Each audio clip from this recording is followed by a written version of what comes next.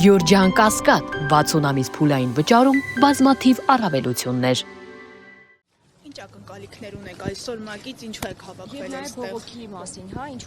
ինչու եք եկել եւ ինչ եք սպասում։ Հավանաբար բոլորդ գիտեք, որ փետրվարի 17-ին ՄԱԿ-ի համապատասխան հանձնախումբը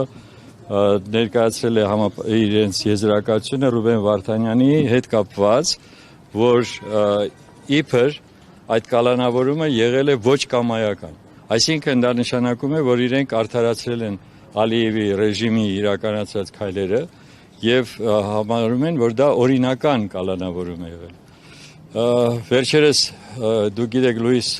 Օկամպոն ինքը համապատասխան բաց իդեպ աղբյուրներից պարզել է, որ այդ տիկինը Հաննա շատ բարդ ազգանուն է մի քիչ Յուտկիվսկան, այդ Հաննա Յուտկիվսկան ինքը սոկար կառույցի ներկայացուցիչներից է, այսինքն ունի նրանց հետ սերտ կապեր, նրա ամուսինը ադրբեջանական արմատներով մի անձնավորություն է, որը որ Ուկրաինայում հիմա հասարակական գործունեությամբ է զբաղված, եւ այդ պարագայում պարզ է դառնում, որ Ադրբեջանը նույն Ալիևը կարողացել է նրանց գնել եւ նրանք արել են այն, ինչ որ դեմ է ՄԱԿ-ի կանոնակարգին։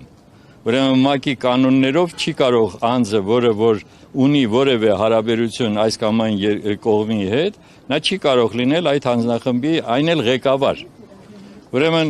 դրա համար մենք հիմա այսօր դիմում ենք պարոն Գուտերեշին, ՄԱԿ-ի գլխավոր քարտուղարին, ասելով, որ իրենք հավատարիմ թող լինեն իրենց կանոնակարգին, իրենց կանոններին եւ մենք պահանջում ենք, որ այդ տիկնոջը հեռացնեն այդ հանձնախմբի կազմից եւ նոր ուրեմն հետաքննություն անեն, որը վերաբերվում է այս պահին Ռուբեն Վարդանյանի հետ կապված գործին, բայց դրա հետ մեկտեղ մեր բոլոր մյուս ուրեմն գերիներին է վերաբերվելու, որովհետեւ նրանց նկատմամբ նույն անարդարությունն է։ Այսինքն մենք հիմա եկել ենք ասելու, որ դուք անարդարությամբ եք հիմա զբաղված եւ բարի եղեք համապատասխանեք ձեր կանոնակարգին։ Գիտեք, նույն ՄԱԿ-ի մոտ տարիներ շարունակ վերջին հատկապես 3 տարիներին Արցախի շրջափակման հետ կապված բազմաթիվ բողոքի ակցիաներ են եղել, շատ մարդաշատ, բայց որևէ քայլ ՄԱԿ-ի կողմից չի ձեռնարկվել, այն որ բլոկադայի ենթարկվեց 9 ամիս եւ ադրբեջանական ագրեսիայի արդյունքում հետևանքով վերջնականապես հայաթափվեց Արցախը, դարձյալ ՄԱԿ-ը լուռ է եղել։ Հիմա դուք ինչ որ բան ունեք հանձնելու կամ ակնկալում եք ակնկալում։ Մենք հիմա դրա համար ասեցի, մենք դիմում ենք հանձնելու ուղղված գլխավոր քարտուղարին, պահանջը դրված է, մենք առաջարկում ենք, որ նոր հանձնախումբ ձևավորվի եւ նոր հետաքննություն եւ առավել եւս, որ այս պարագայում, որ մենք եթե լռենք, տեսեք ինչ է կատարվում, հիմա արդեն խոսենք մեր իշխանություն կոչվածից։ Ուրեմն Հայաստանի իշխանությունը լուռ է այս հարցում։ Ընդհանրապես որևէ, եթե չլիներ Օկամպոյի հայտարարությունը, ապա որևէ մեկը չէր իմանա, թե ինչ է կատարվել այդ ուրեմն ՄԱԿ-ի հետ կապված։ Ուրեմն մենք հիմա չենք դիմում Նիկոլ Փաշինյանին, անիմաստ համարելով դա, եւ արտաքին գործերի նախարարությանը։ Ուղղակի մենք մեր հայտարարությունը ուղարկել ենք իրենց,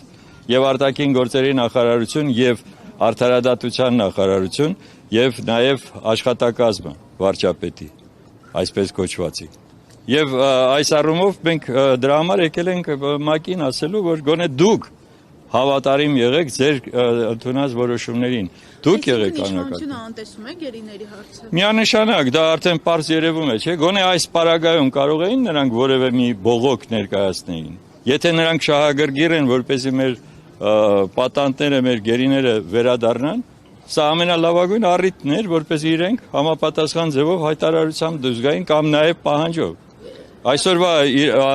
իրավիճակում արտաքին գործերի նախարարություն եւ արդարադատության նախարարությունները որևէ խոսք չեն ասում։ Դա երևում է նաև նրանում, որ այդ խաղաղության պայմանագիր կամ համաձայնագիր կոչվածում անգամ որևէ կետ չկա, հա, գերիների վերադարձի, որի մասին էլ այստեղ ասել, որ անտեսել են, դա Չէ, դա անտեսում չի։ Դրա անտեսում չի, դա ուղղակի նրանք բացարձակ շահագրգիռ չեն, որպեսզի մեր գերիները վերադառնան։ Սա բացահայտ է արդեն։ Ոնց կարելի է պատկերացնել, որ պետությունը, որը իր քաղաքացիներին, իսկ նրանք բոլորը մեր Հայաստանի Հանրապետության քաղաքացիներն են, որևէ մեկի շահը չեն պաշտպանում։ Ինչի մասին է խոսքը։ Երեկեր Գազայի խաղաղության համաձայնագիրներ, այսինքն լավագույն առիթ, որպեսզի այդ ամբիոնից Փաշինյանը գոնե Թրամփը կար, Ալիևը կար, Էրդողանը բոլորը։ Շարմ el-Շեյխում, այո, այդ խաղաղության այսպես կոչված համագումարում կամ չգիտեմ սամիթում ինքը հանդես գար եւ ասեր, որ ինչ անարդարություն է, բայց դա լեզուն չի պտտվում, չէ՞, մի հատ Ալիևին մի հատ թարս խոսք ասի, դա բացահայտ է ախր։ Դրա համար մենք հիմա Վախենում է։ Ես չգիտեմ վախտ է, թե ուրիշ մի հանգամանք է, բայց դա ինձ չի հետաքրքրում։ Ոչ մեկից չի հետաքրքրի, թե նրան ինչն է պատճառ, որ նա ձայն չի անում։ Ինքը չի անում այն, ինչ որ պարտավոր է անել։ Ինքը չի պաշտպանում Հայաստանի Հանրապետության շահերը։ Ինքը վարչապետ է, որպեսզի անի ամեն ինչ, որպեսզի մեր քաղաքացիները լինեն պաշտպանված։ Ինքը դա չի անում։